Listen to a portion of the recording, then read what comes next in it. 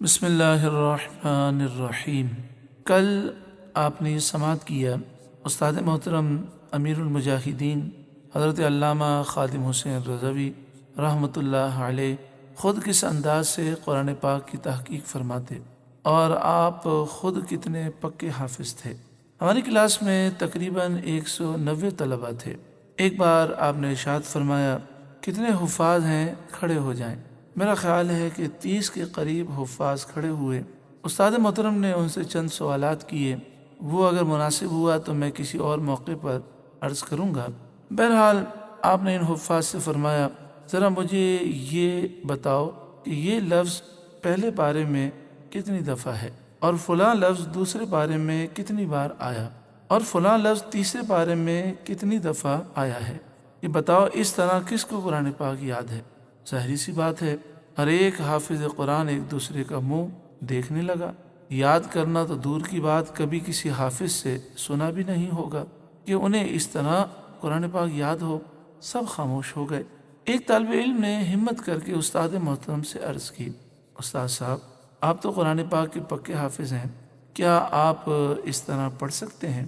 اب جو بات میں بتانے لگا ہوں وہ بات بطور کرامت ہے۔ آپ نے فرمایا ہاں ٹھیک ہے، میں پڑھ سکتا ہوں۔ آپ پوچھیں کون سا لفظ ہے، میں یہ بتا دوں گا کہ یہ لفظ اس پارے میں کتنی دفعہ آیا۔ اللہ اکبر۔ پھر ایک طالب علم نے ایک لفظ بتایا تو آپ نے قرآن پاک کی ان آیات کی تلاوت فرمائی کہ اس پارے میں وہ لفظ کن کن آیتوں میں ہے۔ پھر دوسرے پارے میں اس لفظ کے متعلق آیات پڑھنے لگے۔ آپ اتنے پکے حافظ کہ آپ خود فرماتے ہیں کہ میں ایک رکعت میں پورا قرآن سنا سکتا ہوں۔ آپ کا حافظہ اتنا مضبوط کیسے تھا؟ خاص طور پہ قرآن پاک کے معاملے میں آپ اتنے مضبوط حافظ کیسے تھے؟ اس لیے کہ آپ نے صاحب قرآن سے عشق و وفا کی۔ صاحب قرآن کا عشق اور ان سے وفاداری کی نعمت آپ کو ملی تھی۔ عام طور پر حافظ یہ سمجھتا ہے کہ اس میں بڑی خوبی یہ ہے، سعادت یہ ہے کہ میں پورا سال تو پڑھتا ہی نہیں ہوں لیکن رمضان میں مصلی پر کھڑا ہو جاتا ہوں۔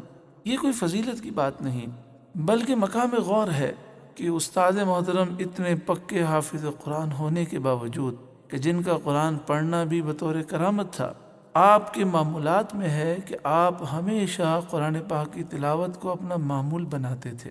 آپ بغیر دیکھے کئی پارے تلاوت فرماتے اور تسلسل کے ساتھ آپ کا ایک ٹارگیٹ ہوتا کہ مجھے اتنا قرآن پاک پڑھنا ہے۔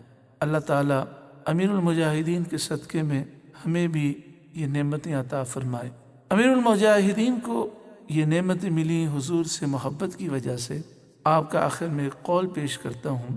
آپ فرماتے ہیں انسان دلیر ہی اس وقت ہوتا ہے جب اس کے سینے میں رسول اللہ صلی اللہ علیہ وسلم کی محبت ہو۔ اللہ ان کے فیوض سے ہمیں مستفید فرمائے، آمین، صلی اللہ علیہ وآلہ وسلم۔